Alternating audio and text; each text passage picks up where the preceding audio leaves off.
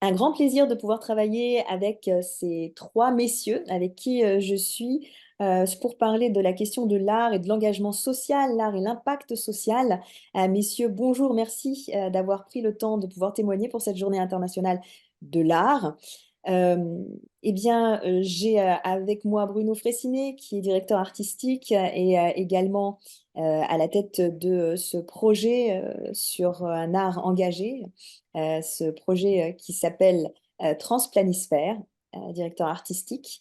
J'ai également deux activistes, deux artistes activistes, donc deux artivistes qui travaillent tant à la direction artistique que sur l'art en lui-même et qui nous expliqueront, Taïgé Ahmed ainsi que Patrice Taraoré, comment est-ce qu'ils travaillent avec les populations pour essayer de changer les mentalités et d'avoir un véritable impact social. Ce que je vais vous proposer, c'est de chacun vous présenter mieux que je ne l'ai fait et de nous expliquer pourquoi est-ce que vous reliez et comment vous reliez l'art avec l'impact social. Et je vais proposer à Taïgé de commencer.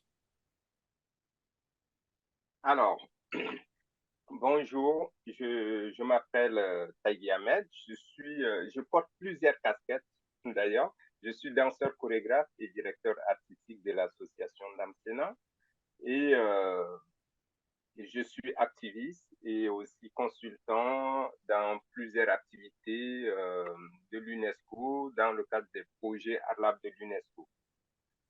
J'utilise la danse euh, comme, comme, comme un outil de soins des corps traumatisés et d'insertion des personnes vulnérables dans la société. En travaillant avec les réfugiés, les enfants de la rue, plusieurs histoires sur la question du traumatisme et la question de vulnérabilité. Voilà. Merci, merci beaucoup Taïgé. Vous étiez aussi intervenu l'année dernière. On a eu la chance de vous avoir aussi dans notre forum sur la Journée mondiale de l'art. Vous avez parlé de votre travail notamment au Tchad. Vous nous en reparlerez bien sûr un petit peu plus tard. Bruno Fressinet, est-ce que vous pouvez vous présenter et nous expliquer aussi comment vous mêlez l'art avec le côté d'impact social? Bonjour, merci de l'invitation, Clara. Je suis directeur artistique d'une compagnie de théâtre qui s'appelle la Transplanisphère. Et en 2010, on a complètement changé de fonctionnement en travaillant essentiellement au niveau européen, grâce au soutien de l'Union européenne et de programmes comme Europe Créative et Erasmus. Et nous avons commencé à mener en fait des démarches de recherche sociétale, des démarches de recherche sur des enjeux politiques qui avaient une dimension internationale. Et donc, c'est là on est vraiment dans ce champ d'impact social, parce que, en fait, à chaque fois qu'on travaille sur un projet, par exemple, quand on travaille sur les enjeux d'identité européenne au moment de la crise migratoire syrienne, au moment où on travaille sur les enjeux de réconciliation, par exemple, entre des peuples qui ont des histoires tragiques partagées et qui doivent se reparler, on doit mener une enquête, on va rencontrer des spécialistes, on va rencontrer aussi des jeunes qui vont avoir un rapport à ces sujets-là, et on va les interroger. Et à partir de ce travail-là, de cette matière-là, on va écrire des pièces et ensuite on va les représenter pour les partager et donc ouvrir à un public plus large l'expérience qu'on est en train de mener. Donc ça, c'est un premier aspect de l'impact social. Et puis juste un deuxième aspect rapidement, c'est que depuis maintenant 6 ans, on s'est mis à écrire des méthodes, des méthodologies en fait, pour décrire notre façon de travailler au niveau européen et notamment pour le partager avec soit des enseignants, soit avec des travailleurs de jeunesse, pour leur permettre d'animer des ateliers artistiques dans leur classe ou dans leur groupe, des ateliers sur des sujets politiques, mais en passant par l'art. Et donc là, pareil, ces méthodologies, elles vont avoir un impact parce qu'elles vont permettre à des gens qui mènent ces ateliers-là de pouvoir adresser des sujets sensibles, mais de passer par l'art, par la création artistique, et notamment par des personnages, par la possibilité de jouer des rôles et pas forcément son rôle, et comme ça voilà, de questionner un sujet délicat, un sujet politique, sociétal, et de l'aborder sous l'angle artistique.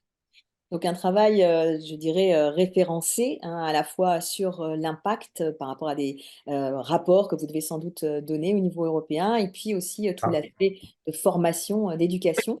D'ailleurs, Taïgué, on vous écoutera. Vous êtes aussi en train de finaliser ce livre qui devrait bientôt être publié sur tout ce qui va toucher votre approche hein, vis-à-vis d'un travail artistique et de populations vulnérables, notamment au niveau des immigrés. Alors, je vais donner la parole maintenant à Patrice pour qu'il nous explique aussi son travail artistique et en quoi il mêle art et lien social. Oui, ben merci pour l'invitation, je suis ravi d'être là. Donc moi, c'est Patrice Taraoré, aka Huma, anciennement humaniste dans mon monde d'artiste. Et bah, comme vous, hein, j'ai aussi différentes casquettes, à la fois de l'art, mais de l'entrepreneuriat, de la formation aussi. Et je pense que c'est le fil conducteur, moi, qui m'anime dans tout ça, ce sont les émotions. Et c'est ce que je tire en fait comme film dans mes expressions artistiques. Et moi, ce qui m'anime, c'est le rap. Du coup, j'écris des textes, je chante, je rappe et je considère en fait cette forme d'expression comme un véhicule de mobilisation sociale, dans le sens où je tisse des liens qui s'adressent à la fois ben, à des publics qui vont être jeunes, où je propose aussi des ateliers d'écriture et je me fonde beaucoup sur la hip-hop education. J'ai cofondé du coup une méthode qui s'appelle Hip-Hop Saved, que j'ai pu présenter lors d'un festival hip-hop à Trinity, et qui mêle l'accès au savoir, l'autonomie, la valorisation, l'exutoire et le dépassement de soi dans les ateliers rap. Et puis à côté de ça, bah, la scène, les concerts, aller à la rencontre du public, toucher les gens dans la tête, dans le cœur, dans les consciences. C'est ce qui m'interpelle avec encore ces émotions qui sont vraiment partout dans ce que j'essaye de véhiculer. Et puis l'autre volet, bah, c'est la formation. C'est vrai qu'à côté de ça, l'art et puis mon activisme, il y a le côté des droits humains qui est primordial pour moi. Je travaille aussi pour une ONG aussi dans les droits humains et c'est vraiment ces thématiques-là aussi qui m'animent dans mes textes et qui a fait d'ailleurs l'objet de mon premier album sorti il y a quelques années déjà maintenant où je m'intéressais à ces questions. Alors, on va être encore plus concret avec certaines photos que vous nous avez envoyées, Patrice, par rapport à votre travail et on attend donc que vous puissiez un petit peu nous les expliquer. Oui, oui, oui. Alors, bah, cette photo, elle me renvoie beaucoup d'émotions, encore une fois, parce que là, on est au stade à Ouagadougou, au stade du 4 août, et on est à un moment historique pour le Burkina. Moi, je suis franco-burkinabé. Et on a cofondé en fait un mouvement qui s'appelle le Ballet citoyen. Là, on est en 2013-2014, juste avant en fait une insurrection populaire, et j'interprète du coup un titre qui s'appelle Pays des hommes intègres en soutien du coup eh bien, à l'émancipation qui arrivait, qui était là sous-jacente dans les rues de Ouagadougou et pour lequel on s'est largement mobilisé pour appeler au départ bah, du dictateur Blaise Compaoré. Et il y a eu une véritable influence, hein, un véritable impact social, puisque vous avez fait partie des personnes qui ont pu vraiment changer les mentalités et permettre ce réveil-là politique. Oui, en tout cas, on a essayé humblement. Pour le coup, moi, j'étais vraiment entre Paris et Ouagadougou. Je faisais vraiment les allers-retours. Et mon rôle bah, était en tant qu'artiste, mais en tant que personne aussi engagée, bah, que ce soit à travers le chant, mais aussi dans l'organizing, bah, pouvoir être aussi dans la participation du combat qu'on a mené pacifiquement et en s'appuyant aussi bah, sur les droits humains, mais pour qu'on ait réellement une mobilisation populaire. Et moi, ce que je retiens de tout ça, c'est qu'en 3 minutes 30, quand on fait une musique ou un texte engagé qui touche encore une fois les cœurs, eh bien, on arrive en tout cas à contribuer aussi à favoriser tout ça. Là, on vous voit avec un porte-voix. Vous étiez... où est-ce que vous Oui, étiez alors là, je me trouve devant l'ambassade du Burkina Faso à Paris. Et avec tous les camarades qui étaient là, on avait organisé un sitting pour en fait dire non à la modification de l'article 37 de la Constitution du Burkina, qui voulait en fait modifier pour tout simplement ben, devenir un président à vie. Et donc on s'opposait à ça. Le mouvement balistoyen, c'est un mouvement qui lutte contre la mal-gouvernance notamment et contre toutes ces dérives autocratiques. Donc voilà, avec là, les différents camarades, là, on est au rond-point de la Nation, à Ouagadougou aussi, là, avec justement tous les camarades avec qui on s'est mobilisé, on a manifesté et on s'est battu, encore une fois pacifiquement, pour arriver à ce changement et à cette insurrection. L'éveil des consciences, hein, Patrice, que vous faites dans voilà, une tranquillité toute artistique. Donc, on a une vraie énergie que vous insufflez par rapport à l'art. On la retrouve, bien sûr, cette énergie chez Taïgué et dans son travail aussi d'éveil des consciences que l'on retrouve. Alors, je vais partager les photos que vous nous avez données. Taïgué, est-ce que vous pouvez nous les commenter et nous expliquer un petit peu où est-ce qu'on se situe? Oui, ça c'est une photo pour des ateliers en Allemagne. Euh, c'est des réfugiés des printemps arabes, des réfugiés venant des Syries, des Kurdes, des Afghans, de l'Afrique. C'est un atelier que je donne aux réfugiés déjà. C'est un atelier pour leur permettre à se sentir bien dans le corps, se sentir bien dans le corps et avoir confiance en eux. Et aussi, à travers cet atelier de danse, les ramener dans leur propre culture, c'est-à-dire pour qu'ils puissent réapproprier leur danse, leur chant à échanger avec les autres. Donc, c'est un travail entre les réfugiés et les jeunes allemands. Donc, c'est un projet qui est vraiment financé et par, comment on appelle, Institut pédagogique et le théâtre de la ville de Munich, qui, qui soutient, parce que j'ai proposé ces projets entre-temps, dont on voit le réfugié est là, on le voit juste, c'est une personne qui est là, mais alors que c'est une personne qui a une connaissance, qui a une culture. Donc, c'est leur donner le droit de s'exprimer. Voilà. Et je reviens sur ces photos qui est aussi à la base des projets dans les camps de réfugiés centrafricains au Tchad. À la base, c'est un projet que j'ai créé depuis 2005 et, comment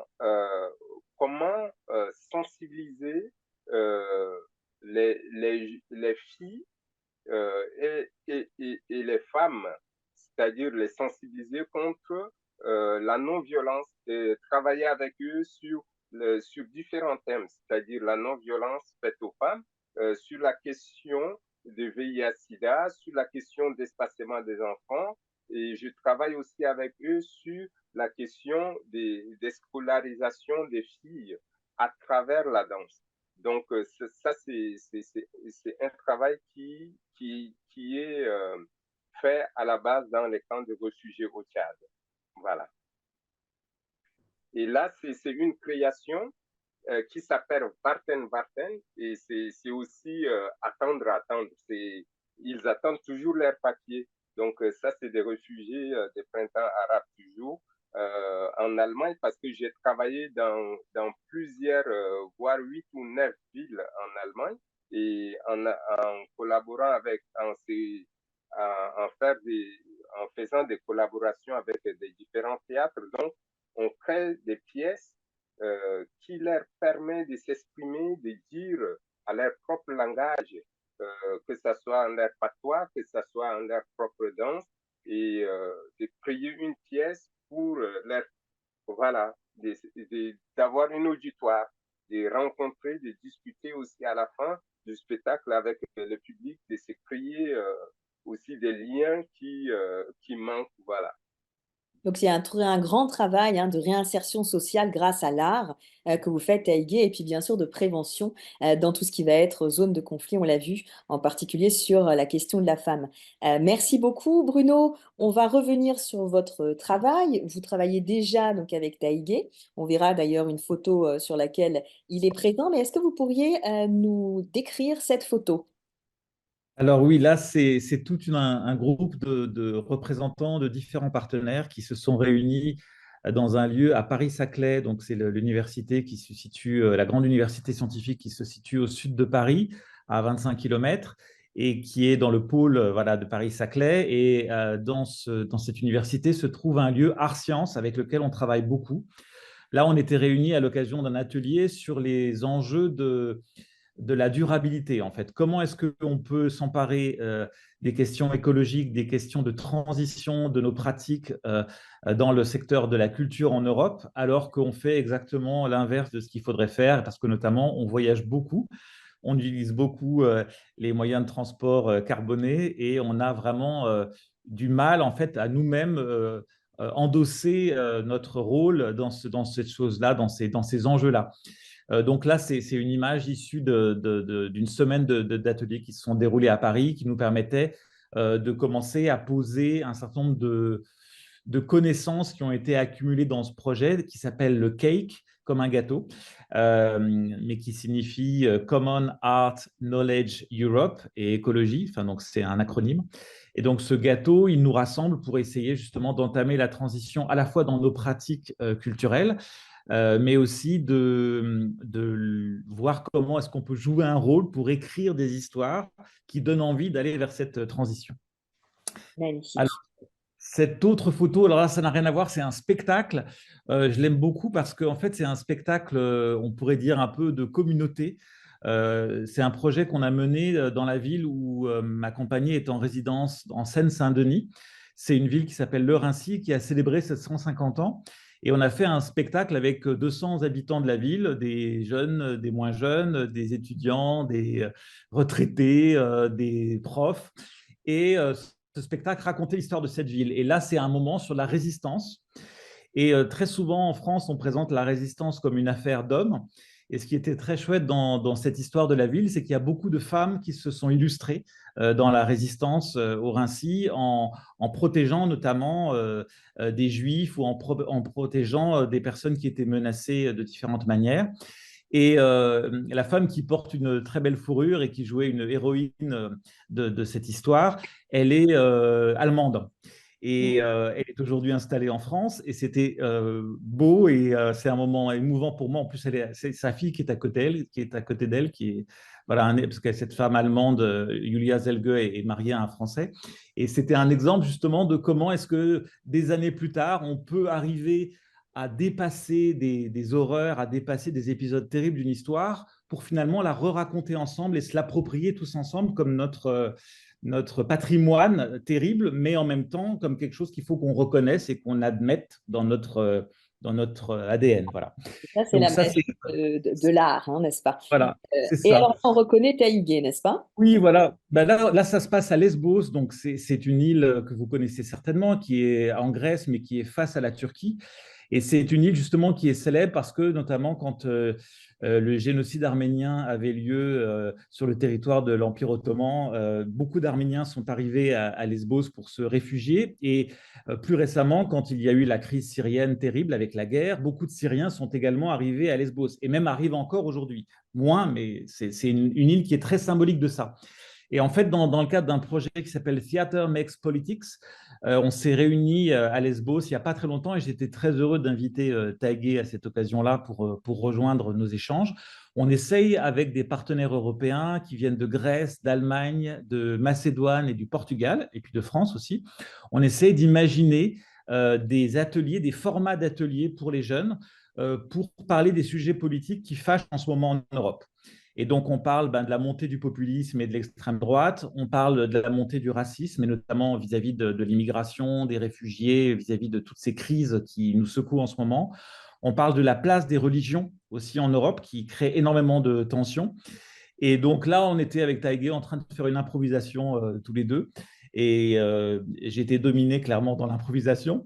Et c'était un moment assez, voilà, assez savoureux. En fait, on se sert beaucoup du théâtre et notamment de techniques de théâtre qui nous permettent de changer les rôles, de changer de point de vue et d'essayer comme ça de s'approprier ces sujets-là par une approche, encore une fois, créative, plutôt que d'être dans un débat de posture, parce qu'on voit que très souvent, ces débats n'aboutissent pas beaucoup, ou en tout cas ne font pas tellement avancer les choses, alors que parfois, en changeant de rôle, en changeant de peau, on peut arriver à mieux comprendre la situation de l'autre et à faire un peu mieux communauté. À faire mieux communauté, à faire le pas de côté nécessaire, justement, pour faire mieux communauté. Est-ce que ce serait votre message pour cette journée mondiale de l'art, Bruno? Ben oui, en fait, moi, venant du théâtre, en fait, je me suis rendu compte assez vite que ce que j'aimais, c'est le collectif. C'est la capacité du théâtre à faire que les gens travaillent ensemble. C'est valable aussi dans tous les arts de la performance, en fait, voilà, dans la danse, dans la musique. Et c'est ça que moi, je veux encourager, que je veux essayer de faire connaître à un maximum de gens, parce qu'il y a quelque chose de formidable dans le fait de créer ensemble une œuvre. Et c'est un moment où, alors que ben, c'est la guerre partout en ce moment, on a l'impression que toutes les images qu'on reçoit du monde, c'est des morts, c'est des choses absolument terribles. On pourrait désespérer de notre capacité en tant qu'être humain à vivre ensemble et à faire des choses ensemble. Et quand on passe par la création, on peut avoir beaucoup de moments vraiment présents où on se dit, en fait, c'est possible, on peut faire ensemble, on peut faire ensemble du commun, et en plus, ça nous donne espoir, en fait, sur un projet futur d'une histoire partagée. Donc, nous, on passe par la création artistique. Ce n'est pas la seule manière de le faire, mais en tout cas, moi, j'ai envie de parler de ça, de parler du commun et du groupe comme capable de donner du sens à notre avenir, parce qu'on en a bien besoin. C'est très beau, donner du sens à notre avenir. Patrice, quel serait votre message pour cette journée mondiale de l'art?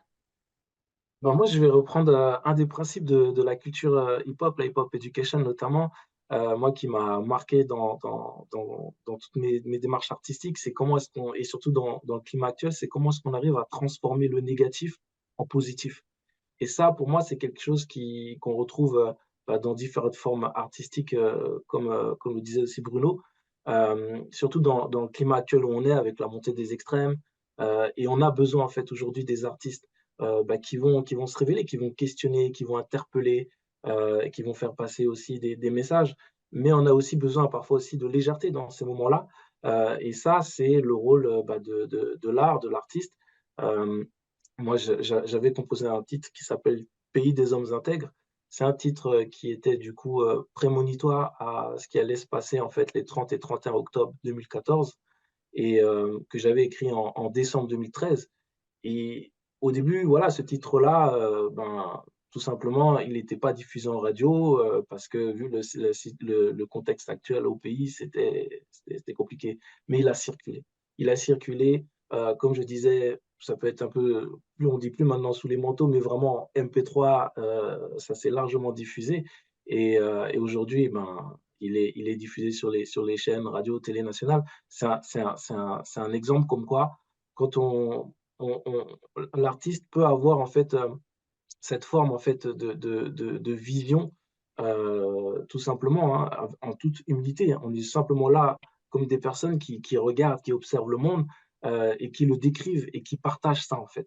Et moi, c'est ça vraiment comme message que j'essaye d'avoir quand je pratique ma musique, mon texte, et que j'aime à partager. Donc, le message que j'ai à poser aujourd'hui, c'est comment continuons d'interpeller, continuons de questionner, continuons de fabriquer des émotions positives pour changer et transformer les comportements, ou en tout cas déjà par nous-mêmes, nos visions, quoi.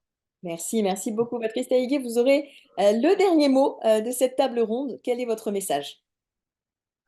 Moi, je dirais vraiment, l'art a l'art, c'est déjà, a une force très efficace.